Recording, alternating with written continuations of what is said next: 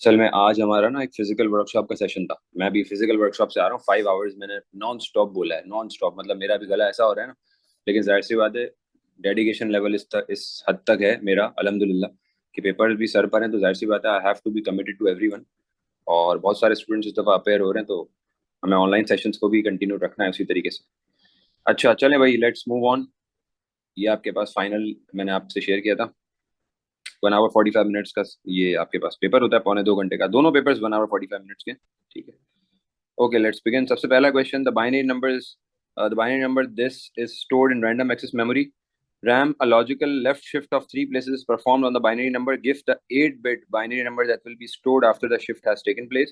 Logical left shift of 3 places. इस number पे 3 places का लॉजिकल लेफ्ट शिफ्ट लगा लो, तो 3 places लेफ्ट से ये रिमूव हो गई हैं।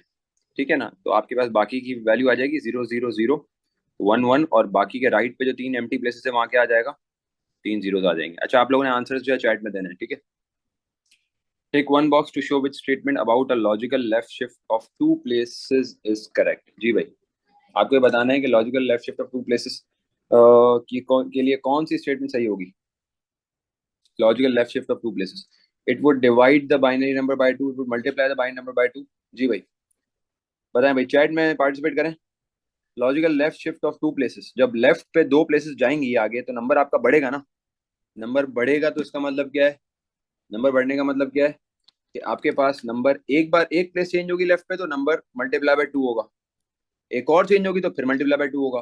तो 2 बार मल्टीप्लाई बाय 2 का मतलब क्या है, मल्टीप्लाई बाय 4 हो रहा है। तो it would multiply the binary value by 4। ये आपके पास वैल्यू आ गई, this can be stored as two's complement integer. Convert the two's complement integer into binary. इसको हमें बाइनरी में सॉल्व करना था, बाइनरी में करते हैं। इसके सबसे पहले इंडेक्स नोटेशन लिखेंगे, 1 2 4 8 16 32 64 128। और 128 के साथ क्या आ जाएगा, माइनस साइन आ जाएगा, और पूरा नंबर मैं कॉपी करके नीचे पेस्ट कर दूंगा। तो ये हो गया 10100011। ठीक है, अब इसके बाद क्या स्टेप है, -128 मेरा एक्टिव हो चुका है। -128 में वो वैल्यूज जिनके साथ लेबल 1 है, कौन कौन से वैल्यूज के साथ 1 है, 32 के साथ है, 2 के साथ है और 1 के साथ है। तो इन तीनों वैल्यूज को यहाँ प्लस करवा दो।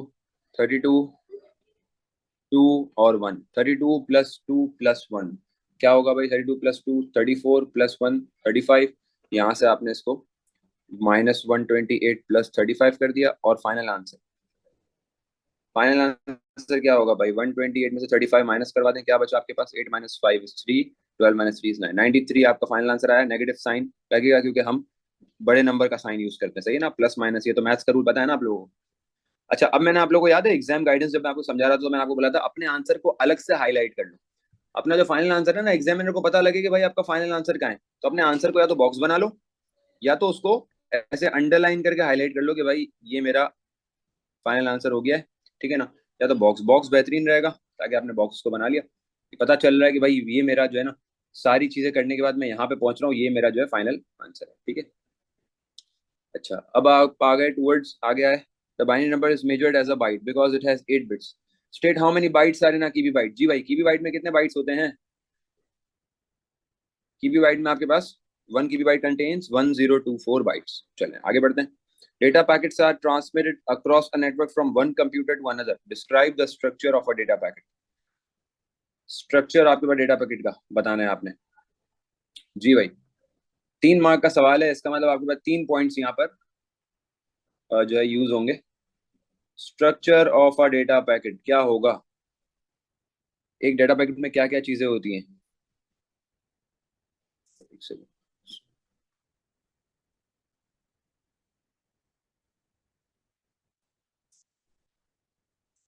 जी भाई, सबसे पहले आपके पास आपने इसमें, अच्छा मैं इसको थोड़ा सा शॉर्ट रख रहा हूँ, सही है ना। मुझे चीजें बता दें जी क्या क्या है। अब इसमें आप, बिल्कुल सही है, हेडर हो गया, ठीक है ना। आप हेडर के अंदर भी बता सकते हो क्या क्या है। पेलोड हो गया और ट्रेलर हो गया, बेहतरीन। तो आपने इसमें या तो ये बता दिया, हेडर पेलोड ट्रेलर के बारे में बता दिया डायरेक्टली तो भी सही है, अगर आपने किसी स्पेसिफिकली किसी के पार्ट बता दिए तो भी सही है, बेहतरीन है। ठीक है, अच्छा तो हम आते हैं, नहीं अंदर वाला बताना जरूरी नहीं है, आपने, आपके 3 मार्क्स है ना, आपको 3 चीजें बतानी है इसमें। ठीक है, फॉर एग्जाम्पल आपने बोल दिया कि इट कंटेन्स हेडर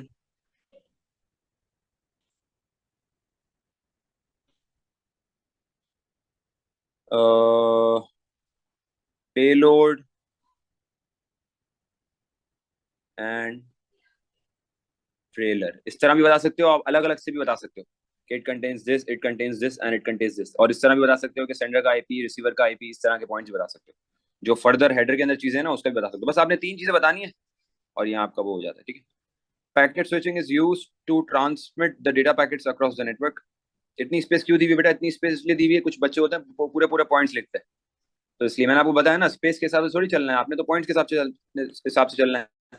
जी भाई, कौन सी डिवाइस है? राउटर है, बेहतरीन हो गया। Router is use to give part to the data packets. Serial data transmission is use to transmit the data packets across the network. Explain why serial data transmission is use to transmit the data packets. जी भाई, 3 mark का सवाल है। आप बताओ किस तरीके से, explain why serial data transmission is use to transmit the data packets. जी भाई, क्या बोलेंगे इसके अंदर, क्यों सीरियल को प्रेफर करते हैं हम यहाँ पे? एक तो आपके पास सिंगल बिट ट्रांसफर होता है, सिंगल वायर यूज होता है, रिलायबल होती है। अच्छा, यहाँ पर अगर मैं ऊपर देखूँ ना तो ये वन कंप्यूटर टू अनदर बोला हुआ है। ठीक है। आपने सबसे पहले तो ये बोला कि data does not gate skewed. ठीक है ना। सबसे पहला फायदा तो ये होता है कि भाई डेटा जो है ना मिलता नहीं है एक दूसरे से। ठीक है ना। यहाँ पे बेटा आपको बेसिकली प्रोसेस नहीं बताना, आपको बोला हुआ है कि why serial data transmission is use. यहाँ पे सीरियल डेटा ट्रांसमिशन यूज करने के फायदे क्या होंगे ये बताने हैं आपने, सही है ना। इसकी डेफिनेशन भी नहीं जाना। दूसरा और क्या होगा भाई? It is cheaper to use, बेहतरीन। Is cheaper to use as it contains क्या कंटेन कर रहा है ये? वन वायर, या आप लिख सकते हो सिंगल वायर। और इट इज, नहीं फास्टर तो नहीं बोलेंगे, फास्टर नहीं है। क्रॉस टॉक का बिल्कुल सही, क्रॉस टॉक का भी लिख सकते हो। ठीक है। It is reliable over long distances, over all distances लिख दो, शॉर्ट लॉन्ग सब आ गया ना, इसमें सब कुछ आ गया। ठीक है।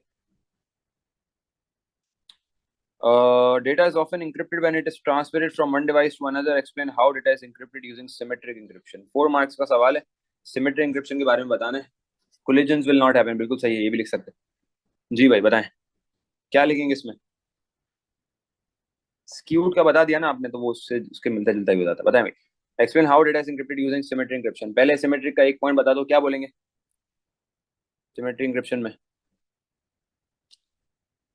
डेटा इज, या पहले सिमेट्रिक में ये बता दो कि इट कंटेन्स अ सिंगल की, जिससे क्या होता है?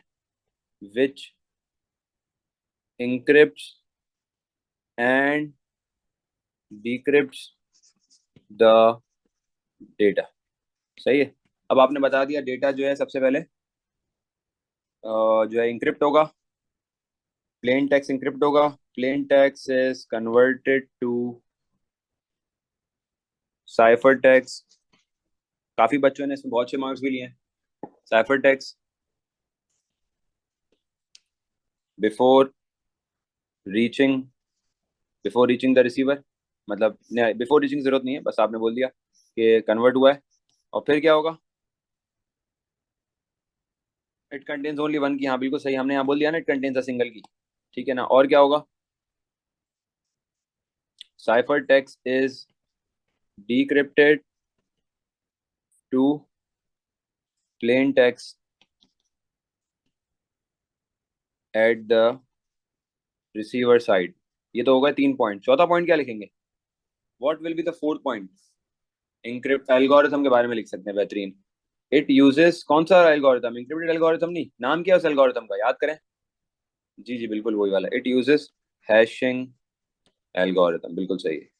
Uses hashing algorithm to encrypt and decrypt data. सही है भाई, बेहतरीन हो गया। चलें आगे चलते हैं। A computer has a central processing unit, memory and secondary storage. A computer has a von Neumann architecture. Circle 3 registers that are found। जी भाई नाम बताओ registers के, कौन कौन से होंगे that are found in von Neumann? Ji, CIR सही है, और सारे भाई सारे पार्टिसिपेट करो। और प्रोग्राम काउंटर सही है, और थर्ड कौन सा होगा? एक्यूमुलेटर, बेहतरीन। State the purpose of the CPU in the computer. CPU का क्या पर्पस है कंप्यूटर में? What does it do? जी भाई। It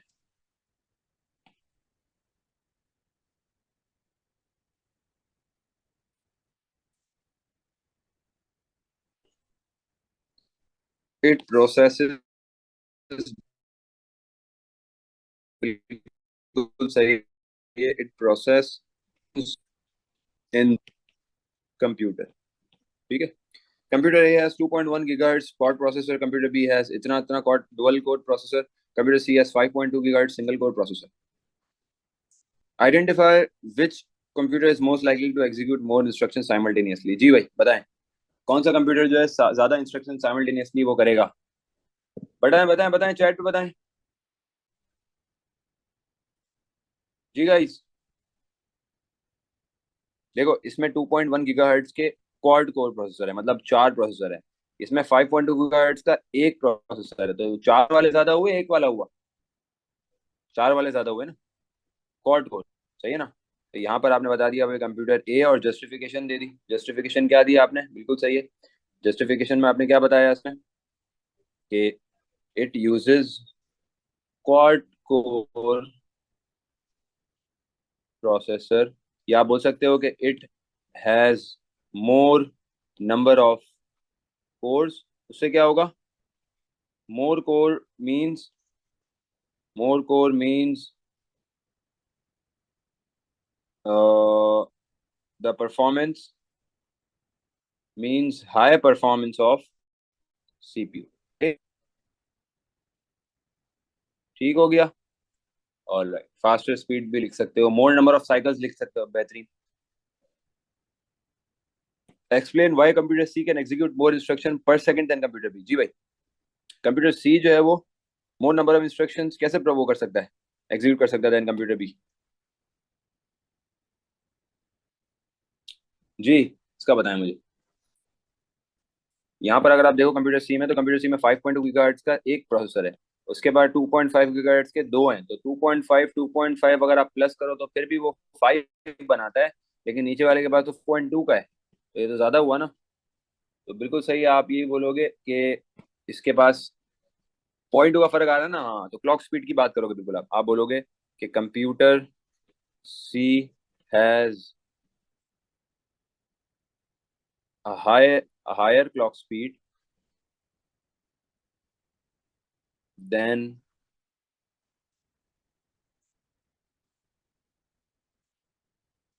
computer B. ठीक है। और इसमें आप ये बोल दोगे कि भाई हायर क्लॉक स्पीड, या इसमें हम ये लिख सकते हैं कि it can execute more cycles पर सेकंड। सही है, देन कंप्यूटर बी। ठीक है। क्वेश्चन 5। हाँ भाई, यहाँ मसला आया था आप लोगों को, कितने 7 मार्क का सवाल दे दिया था। चलो भाई, इसको भी देखते हैं किस किस से ये सही हुआ बिल्कुल, किस किस से ये सही हुआ बिल्कुल। चैट पे बताएं किस किस का प्रॉपर से पूरे मार्क्स मिले। बेहतरीन बेहतरीन।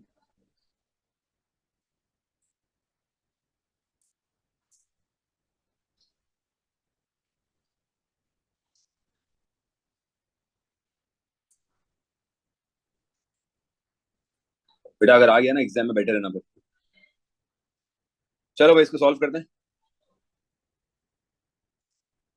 Ali wants to download an image from the internet. The image has a bit depth of 10 to power 16 bits. अब 10 to power 16 का मतलब क्या है? ये कौन सी बेस है बताओ भाई, 16 किसकी बेस होती है? एग्जैक्ट ये होती है। ठीक है, बेहतरीन। तो यहाँ पर आपको एग्जाम में वैल्यू दी हुई है, सही है, इसके ऊपर मैं लिख देता हूँ exam. It has a height of इतना प्लस इतना पिक्सल्स एंड अ विड्थ। ये किसकी है? Power to. पावर टू का मतलब क्या है कि ये आ गया आपके पास बाइनरी, और ये भी आपके पास आ गया बाइनरी। ठीक है, बेहतरीन। And a width of 300 to base 10, ये कौन सा है? हाइट इतनी दी हुई है और विड्थ इतनी दी हुई है, बाइनरी, प्लस इतना पिक्सल, ये क्या है? बाइनरी। पहले तो हाईलाइट तो करो, पहले ये तो समझो कौन कौन से नंबर सिस्टम में आपको डेटा दिया हुआ है। Ali has 5 MB of bandwidth left. Calculate the size of this image in MIB. आपको साइज जो है MIB में निकालना है। And how many of these images can he download. Total कितनी इमेजेस इस अपनी लिमिटेड फाइल स्टोरेज के अंदर ये डाउनलोड कर सकता है, मतलब इसको जहन में रखते हुए 5 MB को ये कितनी ये सारी इमेजेस इस पर्टिकुलर साइज की कर सकता है। ठीक है बेटा, ये नहीं है, ये किसी भी पासपेपर में नहीं मिलेगा, ये एक सेल्फ कस्टमाइज क्वेश्चन है। चलें भाई इसको बनाते हैं। फाइल साइज का पहले तो आप फॉर्मूला लिख लेते हैं, फाइल साइज इक्वल्स टू, भाई याद नहीं है लिख लो। क्या फॉर्मूला है बताएं। Image resolution multiply by colour depth. अब मुझे बताओ हमें आंसर किस में निकालना है, क्या करें, किस पर्टिकुलर बेस में कन्वर्ट करें। हाँ भाई क्या करना चाहिए, हाँ कलर डेप्थ की जगह बिट डेप्थ भी लिख सकते हो। मुझे बताओ किस नंबर सिस्टम में रखूं, किस नंबर सिस्टम में रखना चाहिए मुझे। बाइनरी में रखूंगा, डेनरी में रखूंगा, डेनरी डेनरी नंबर सिस्टम हमारा यूज होता है ना भाई। जब आप न्यूमेरिकल्स वगैरह सॉल्व करते हो, आप मैथ्स के वर्ड प्रॉब्लम किस में सॉल्व करते हो, डेनरी में। आप जितने भी वैल्यू सॉल्व करते हो डेनरी में, तो everything has to be converted to denary. सही है ना, तो सबको पहले डेनरी कर दो। अच्छा इसको हेक्सा को, यहाँ से आप 10 को अगर डेनरी करोगे 10, हेक्सा में आपके पास ये जो 10 आ रहा है, बल्कि किसमें है ये हेक्सा में है ना। तो 10 की वैल्यू क्या होती है, वैसे वैसे आपके पास 10 क्या क्या चीज होती है, वैसे ए होता है, अगर उन्होंने 10 भी लिखा हुआ है। सुनिए, नहीं उन्होंने 1 और 0 रखा हुआ है, बल्कि सॉरी 1 और 0, 1 और 0, तो इसको ब्रेक करते हैं। यहाँ पे 1 आ जाएगा, यहाँ पे 0 आ जाएगा। सही है, ये हो गया 1248, ये हो गया 1248 हेक्सा टू बाइनरी। क्या करेंगे भाई, 1 को कैसे ब्रेक करेंगे, 0001 और फिर 0000, ये तो निकल कर आ गई आपके पास बाइनरी वैल्यू। ठीक है बिल्कुल सही है। यहाँ से आपके बाइनरी वैल्यू, बल्कि मुझे बाइनरी पे तो जाना ही नहीं है ना, मुझे तो उस पर जाना है ना। चलो अब डायरेक्टली नहीं करते, इस तरह कर लो, बाइनरी टू डेनरी कर लो। अब बाइनरी आ गया, डेनरी कर लेते हैं इसको।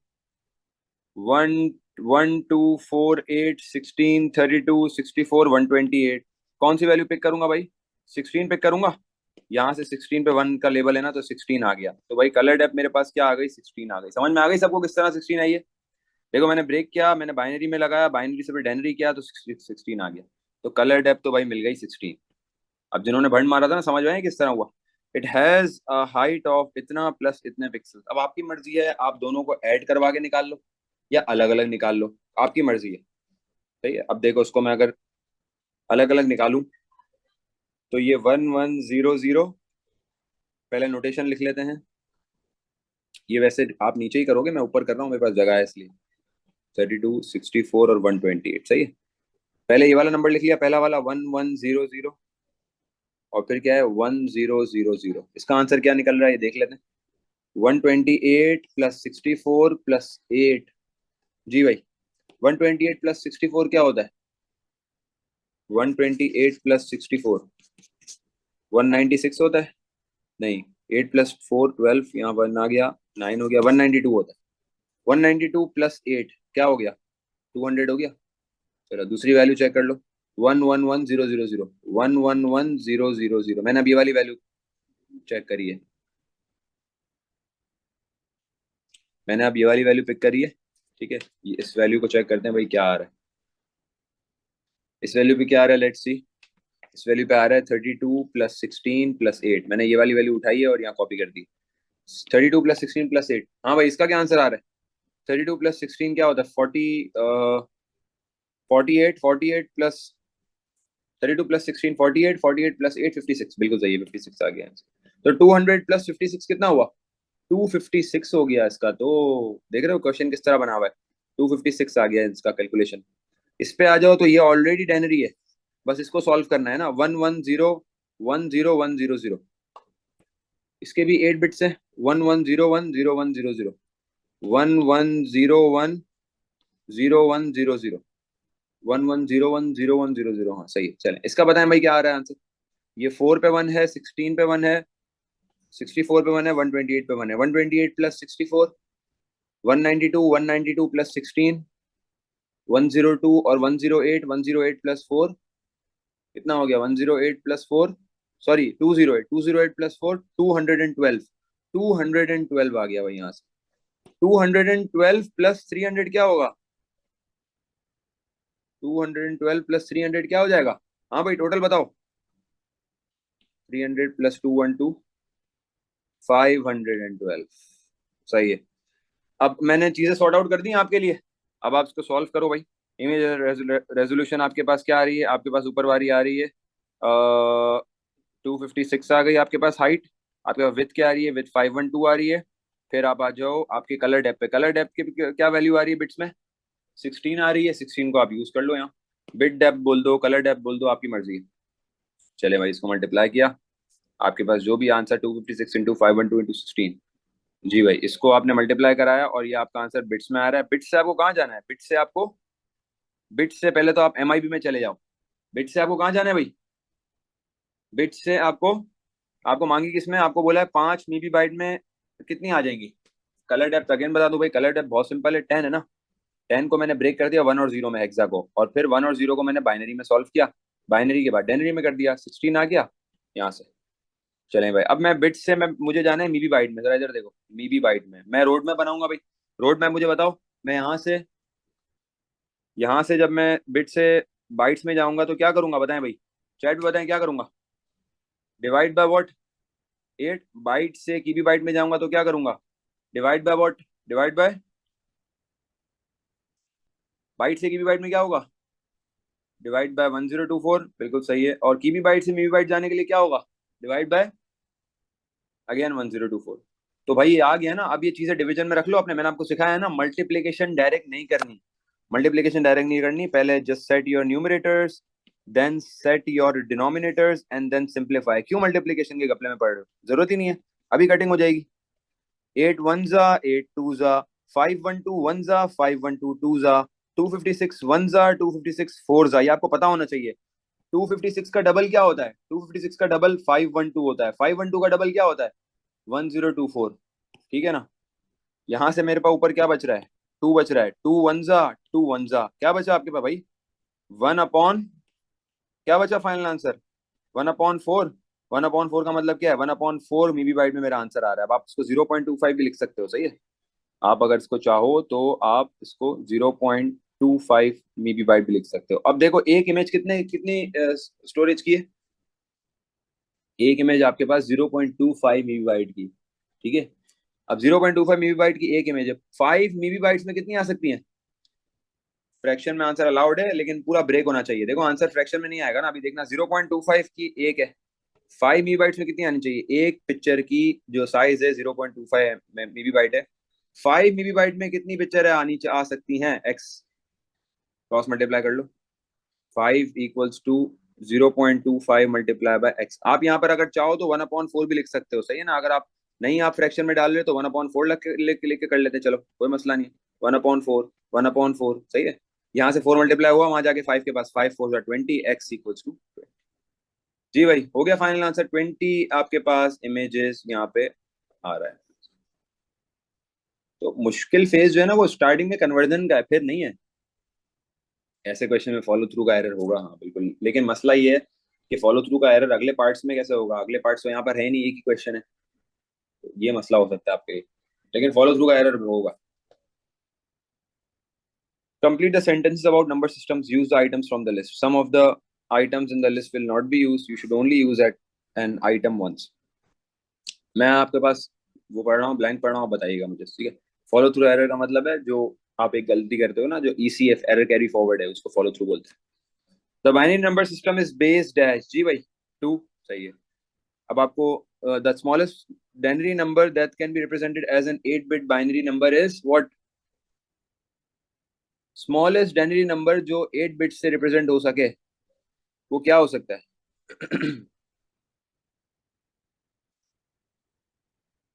हाँ भाई, स्मॉलेस्ट बाइनरी नंबर जो आप 8 बिट से रिप्रेजेंट कर सको, 0 होगा या 1 होगा? देखो डेनरी के अंदर 0 भी तो इन्वॉल्व है ना।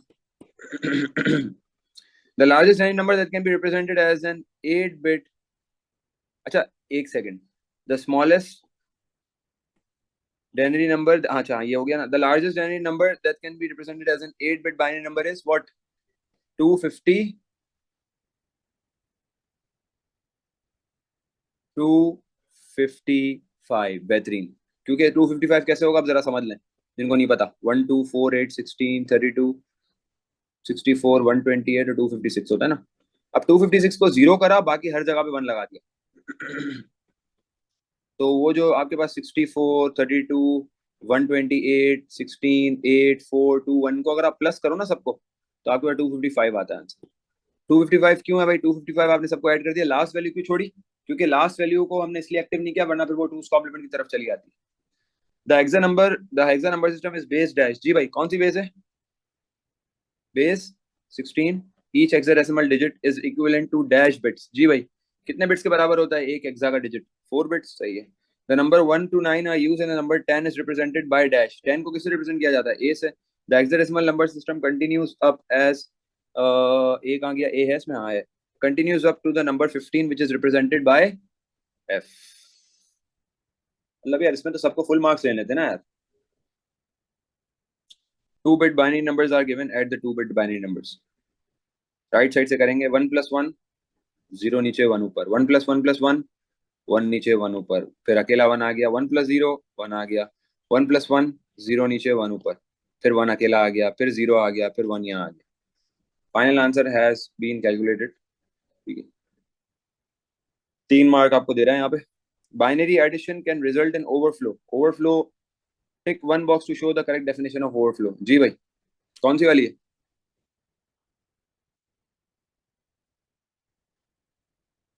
सी. The answer is too large to represent the number of bits. Overflow हो गया ना. एक्सीलेंट हो गया. A search engine uses AI to identify the most relevant web pages for the user. One characteristics of AI is the ability to learn. Identify 3 other characteristics. जी भाई 3 और characteristics बताओ. अब मैं डायरेक्ट डायरेक्ट बता रहा हूँ, ठीक है ना. सबसे पहले आपके पास ये है कि AI की कैरेक्टरिस्टिक्स क्या है भाई. AI तो एक तो ये है कि इसको ह्यूमंस की जरूरत नहीं है, ठीक है ना. ह्यूमंस के बिहेवियर को सिमुलेट करता है. मैं लिख के बता देता हूँ. इट सिमुलेट्स ह्यूमन बिहेवियर या कॉपीज ह्यूमन बिहेवियर. ठीक है. और दूसरा क्या है? It has a knowledge base. Knowledge base लिख सकते हैं यहाँ पे? बताएं भाई, नॉलेज बेस लिख सकते हैं? डिसीजन मेकिंग एबिलिटी होती है इसके पास. नॉलेज बेस क्यों लिख सकते हैं? क्योंकि नॉलेज बेस किसका हिस्सा है बताओ? नॉलेज बेस कहाँ होता है? एक्सपर्ट सिस्टम में होता है. और एक्सपर्ट सिस्टम किसका हिस्सा है? एक्सपर्ट सिस्टम किसका हिस्सा है? एआई का हिस्सा है ना. सही है. तो आप एक्सपर्ट सिस्टम वाले पॉइंट्स भी यहाँ लिख सकते हो. ठीक है. It learns from its past experience, ये भी लिख सकते हैं. Ability to, it has the ability to reason. Reason ये थोड़ा सा वेग स्टेटमेंट है, इसको कंप्लीट करना पड़ेगा. ठीक है. बिल्कुल सही है. Search engine uses machine learning. Explain how machine learning is used by the search engine. 3 marks है. एक पॉइंट आपने इसमें बता दिया लर्निंग वाला कि it learns from its past experience. दूसरा आपने बता दिया फीडबैक वाला कि ये अपने फीडबैक पे रिलाई करता है और जो भी फीडबैक आता है उससे अपने आप को इम्प्रूव करता है. थर्ड कौन सा बताओगे? थर्ड पॉइंट क्या बताओगे जी? मशीन लर्निंग में थर्ड पॉइंट क्या बताओगे?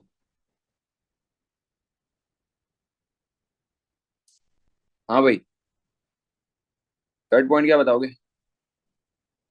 इट, हाँ ये रिकॉर्ड करता है. बिल्कुल सही है. It records past data and preferences. ये पास्ट डेटा प्रेफरेंसेस रिकॉर्ड करता रहता है. ठीक है. बिल्कुल सही. It does not repeats its mistake. बेहतरीन. एक्सीलेंट हो गया. Pics are shown to object. बेहतरीन. थोड़ा सा ना मार्किंग स्कीम को अगर कहीं भी मसला हो ना, वैसे ही बोल रहा हूँ, कोई भी सब्जेक्ट हो, कोई भी, सिर्फ सीएस का नहीं कह रहा, कहीं भी इशू हो ना, तो मार्किंग स्कीम से बेहतर आंसर कहीं नहीं मिलेगा. मार्किंग स्कीम से थोड़ा सा आइडिया ले लिया करो, तो आप लोगों को ना पॉइंट्स की वैलिडिटी का बारे में पता लग जाए. What is meant by URL. URL क्या है भाई? It is text address. क्या करता है ये? नहीं नहीं नहीं नहीं नहीं, फुल फॉर्म नहीं, फुल फॉर्म नहीं, फुल फॉर्म दी हुई है भाई. क्या कर रहे हो? फुल फॉर्म मार्क्स नहीं मिलेंगे. Text address that connects a user to the, कहाँ कनेक्ट करता है? To the website. Identify two different parts of a URL. जी भाई 2 पार्ट होता है यूआरएल के. एक तो आपके पास हो गया डोमेन प्रोटोकॉल बता दिया आपने, डोमेन बता दिया, और दूसरा डोमेन नेम, प्रोटोकॉल, और तीसरा कौन सा होता है? फाइल नेम या होस्ट नेम, ठीक है। Student enters the URL into a piece of software that then displays the web page. Identify the name of the software. क्या नाम होगा सॉफ्टवेयर का? ब्राउजर। बेहतरीन। Draw and annotate a diagram to show how the web page is located and retrieved to be displayed on the student's tablet computer. हाँ भाई, यहाँ पे क्या करेंगे? How will we draw this image? जी भाई, ऐसे सवालों पे क्या करना चाहिए? किस तरीके से बनेगी? डीएनएस वाली बनेगी? मशहूर जमाना कहाँ है? ये तो अभी रिसेंट उसमें आई है, रिसेंट ईयर्स में आई है। लेकिन बात वही है ना कि आपको बनाने आती है नहीं आती, ये चेक करना है ना। अब इसमें मैंने आपको बताया था ना, डाइवर्सिफिकेशन थोड़ी बहुत तो हो सकती है, लेकिन यहाँ पे इस टाइम पे सबसे पहले, हाँ भाई, सबसे पहले बताओ कौन सा बॉक्स बनाएंगे? Web page is located and retrieve to be displayed on students tablet computer.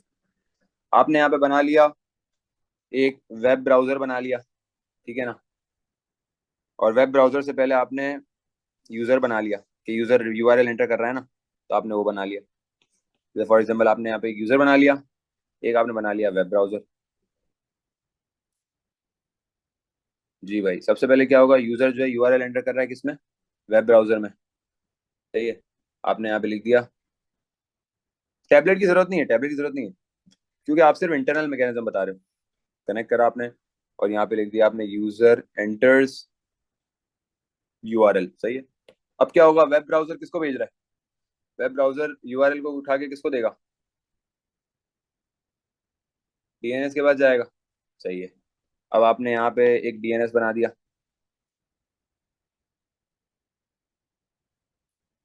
और डीएनएस के साथ एक और डीएनएस बना दिया। क्यों? क्योंकि दो डीएनएस है, मैंने आपको बताया था ना। सही है ना। आपने यहाँ पे एक और बना दिया, और डीएनएस इसको आप टू का नाम भी दे सकते हो, या फिर आप इसको अनदर डीएनएस भी कह सकते हो, अनदर डीएनएस, ठीक है। तो यहाँ से आपने एरो बनाई, web browser sends the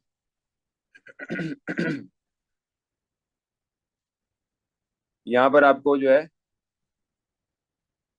URL to DNS, ठीक है ना। अनदर डीएनएस क्यों बनाया? अनदर डीएनएस, हाँ, इसको आप डीएनएस टू भी कह सकते हो। भाई डीएनएस टू इसलिए बनाया क्योंकि एक प्राइमरी डीएनएस होगा, एक सेकेंडरी डीएनएस होगा। आप बोलोगे if not found, comma, forwards it to secondary DNS या अनदर डीएनएस। अच्छा, सेंड, अच्छा ये हो गया। डीएनएस का काम भी लिख लो। डीएनएस का काम क्या है भाई? It contains list of IPs and their website, ठीक है। अनदर डीएनएस के बाद क्या होगा?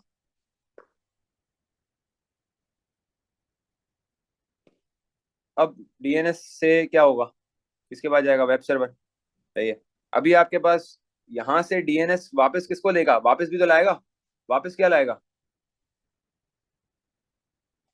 अभी ये वापस क्या लाएगा भाई?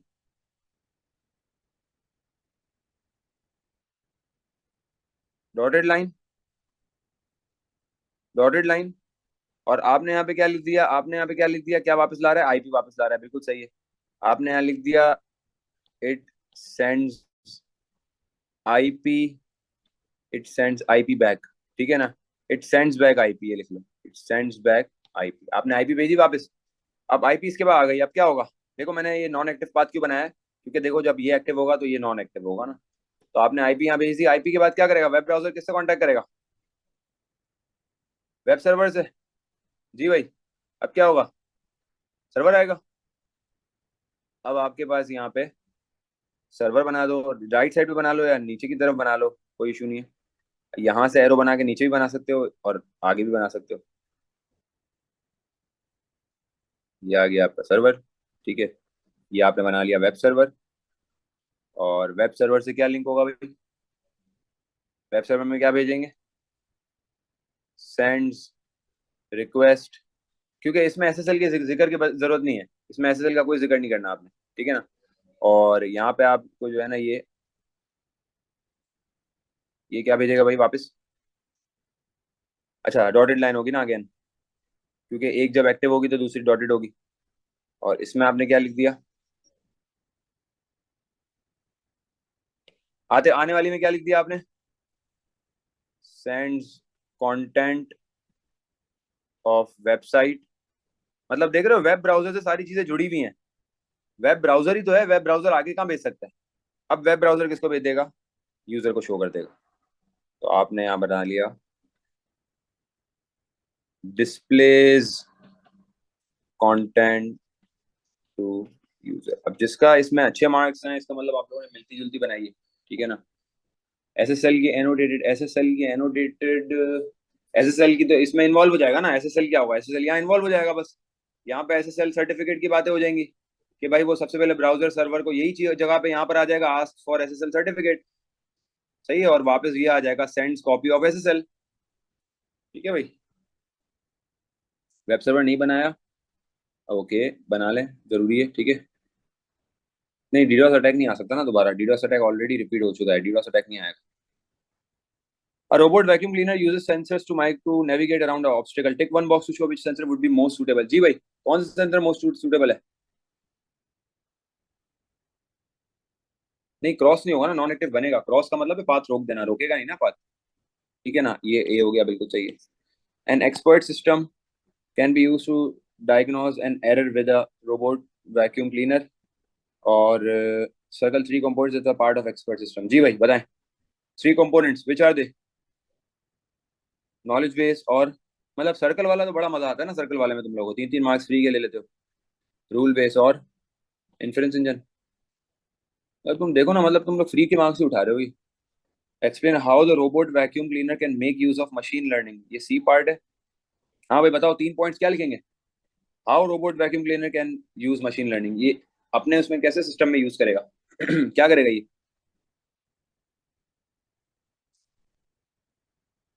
It will learn from its past experience. एक तो रोबोट क्लीनर मतलब यहाँ पे रिलेट करो ना, कैसे करेगा, हाउ। ये मेमोराइज कर देगा डर्टी स्पॉट्स, बिल्कुल सही है, बेहतरीन। देखो ये रेलेवेंट है, आपने रेलेवेंट आंसर देना है, ठीक है ना। ये याद रख लेगा locations where where there has to be, where the ground has to be clean, वो मेमोरी लोकेशंस याद रख लेगा। सही है, बिल्कुल सही है। जहां पे ऑब्स्टिकल से बम करेगा, ऑब्स्टिकल से पहले उसके बाद जो रिकॉर्डेड डेटा होगा उसके थ्रू ऑब्स्टिकल से बचेगा, ठीक है बेहतरीन। जहां ऑब्स्टिकल है फर्नीचर है वहां पर से बचेगा, एक्सीलेंट हो गया। बिल्कुल ऐसा ही है, बिल्कुल ऐसा ही है।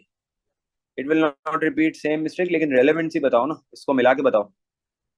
नहीं नहीं नहीं नहीं नहीं, कैरेक्टरिस्टिक्स ऑफ एआई नहीं लिखो, ये characteristics of AI with reference to this लिखो, ठीक है ना। ठीक है, it will remember the boundary of the room, boundary of the house, ठीक है। क्लीनिंग पैटर्न्स बिल्कुल सही है, बेहतरीन। Will not clean the same area twice, excellent. Excellent भाई एक्सीलेंट, लोगों का दिमाग चल रहा है अच्छा। Complete the statement about cookies, use only terms from the list, not all terms need to be used, some terms may be used more than once. जी भाई cookies are small text files that are stored by a dash। जी भाई stored by a, cookies are small text files that are stored by a, कौन store करता है इसको, browser, web browser. Dash cookies are dash text files that are deleted when the dash is closed। हाँ भाई session cookies are dash text files, जी भाई are temporary, सही है। that are deleted when the dash is closed, क्या when the session is closed, ठीक है। या नहीं सेशन तो क्लोज नहीं, browser is close, browser not all terms, some terms may be use more than once, हाँ सही। Dash cookies are dash text file, दूसरा कौन सा होगा, दूसरी कौन सी कुकीज है। परमानेंट नहीं, परसिस्टेंट, परमानेंट नहीं आएगा, परसिस्टेंट आएगा, ठीक है। Cookies are dash text file, हाँ भाई कौन सी text file, permanent text file, सही है। that are stored on the user secondary storage device until they are manually deleted or they expire।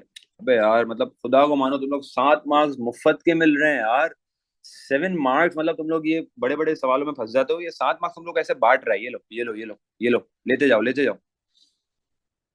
Give 3 examples of the use of cookies. हाँ भाई, बहुत सारी दफा ये पढ़ा है हमने। बिल्कुल ऐसा ही है, फ्री के मार्क्स बट रहे हैं। हाँ भाई बताओ भाई, यूज ऑफ कुकीज। सबसे पहले, it stores users preference, it stores login details, it stores users, सही है, ठीक है। आइटम्स इन अ कार्ट, बिल्कुल सही है। User preference, login details, items in a cart, credit card details, ठीक है, बिल्कुल सही है। कंप्लीट हो गया भाई पेपर, मुबारक हो।